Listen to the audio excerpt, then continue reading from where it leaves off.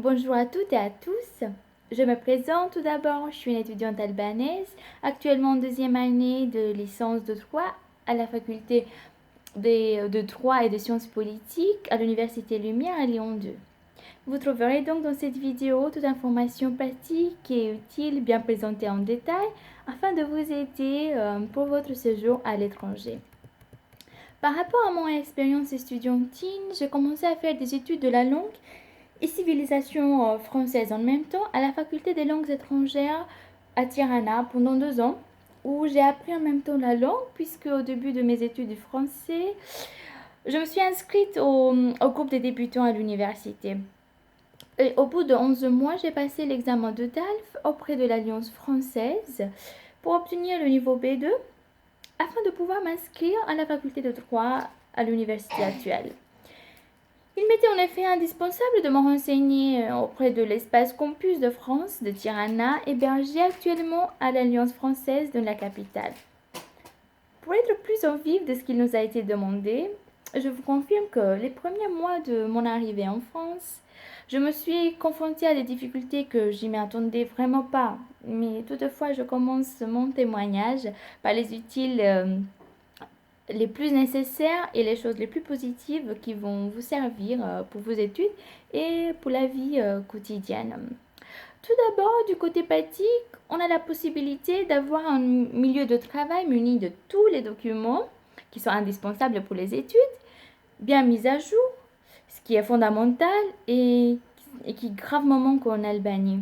Je parle de la bibliothèque universitaire qui est placée à côté de la fac et on pourra emprunter des livres que nous nous en servirons tout au long de l'année académique par la carte d'étudiant qui vous permet d'ailleurs d'avoir des réductions partout. Vous aurez la chance aussi de déménager les créneaux de cours en fonction de votre disponibilité auprès du secrétariat. L'administration de la fac est toujours accessible pour tous les étudiants de toute nationalité et elle s'engage à mettre en place tous les moyens pour assurer le bon fonctionnement et pour offrir aux étudiants les facilités pour suivre les cours qu'ils ont choisis. Une autre expérience enrichissante qui, à mon avis, pourra vous apporter que des avantages dans votre vie professionnelle, mais pas seulement, c'est aussi la méthodologie du travail, en fait, qui vous servira à vous être à être plus organisé, pardon, rationnel, ayant un esprit critique et de ne pas accepter les choses telles qu'elles sont, mais d'y réfléchir et d'y s'opposer si c'est le cas. Allons plus au fond, concernant la langue quotidienne, bien évidemment, je ne m'attendais pas de parler couramment comme le français. En effet, j'ai trouvé un peu dur à concilier le langage d'ordre soutenu appris pendant mes études en Albanie et le langage familier parlé au quotidien, puisque le français utilise des expressions familiales qu'on ne les étudie pas forcément. Pourtant, retenez bien que le langage soutenu est indispensable pour rédiger des dissertations des pages entières à la fac. Bref, en restant avec des camarades tout au long de la journée et en leur posant plein de questions, en fait, j'ai réussi à de les comprendre. Sincèrement, j'ai eu une incroyable chance, d'avoir une amitié qui m'a soutenue, qui m'a beaucoup aidée en fait et m'a fourni toute l'information qui m'était nécessaire. Donc, un grand merci à eux parce que vraiment, vous allez trouver de telles personnes et vous leur serez toujours reconnaissant. Personnellement, au niveau des cours, je me suis trouvée face à des créneaux un peu lourds. Par exemple, il y a un cours du matin jusqu'au soir, ce qui influence au taux de réussite, puisqu'il manquait du temps pour étudier et en même temps de faire des devoirs de bonne qualité. Ou par exemple, pour préparer les travaux dirigés, il vous faut un travail énorme. En consultant des différents bouquins, des sites officiels agréés par la fac, et ce qui demande du temps, de la volonté, de la motivation pour les réaliser.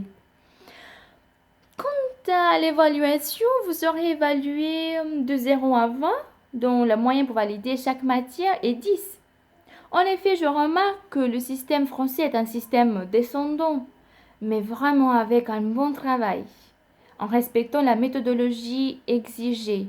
et que ce travail soit bien raisonné, ayant une logique et faisant référence à des bonnes sources d'informations, vous obtiendrez sûrement des résultats excellents.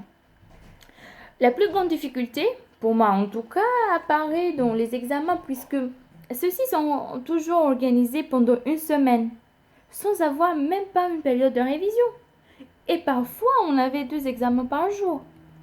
Enfin, malgré ces difficultés, que je crois que tous les étudiants, surtout les étudiants étrangers, trouvent en commun, moi je continue à bosser à fond, car j'apprécie la méthode du travail.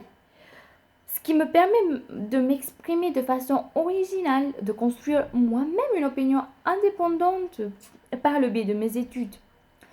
En ayant par exemple l'accès à une gamme des structures ouvertes pour tous les étudiants, afin de faire soit des stages, soit d'adhérer à des associations qui correspondent à mes intérêts, constitue un atout me permettant d'avoir une vraie vie sociale, ce qui est bien apprécié d'ailleurs dans le CV, puisqu'il est notamment important si nous avons d'autres expériences à part les études.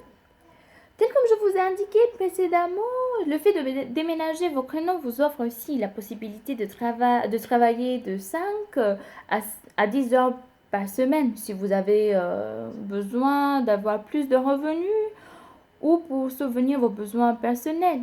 Vous pouvez donc travailler soit à la poste, soit à McDonald's, soit faire du babysitting par exemple, ou aussi vous avez une autre chance d'accomplir par exemple des tâches d'une courte durée qui sont d'ailleurs bien rémunérées. Enfin, je vous conseille de tout mon cœur que vous soyez bien motivé, ambitieux et courageux, et de prendre des initiatives, et de s'adapter à votre entourage pour développer votre capacité cognitive. Il faudra aussi être flexible et souple pour surmonter tout obstacle survenu.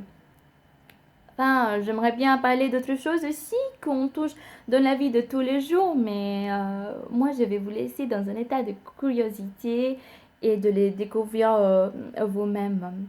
Merci pour votre attention, merci de regarder cette vidéo que j'espère que ça sera bien utile pour vous et je vous souhaite une bonne continuation.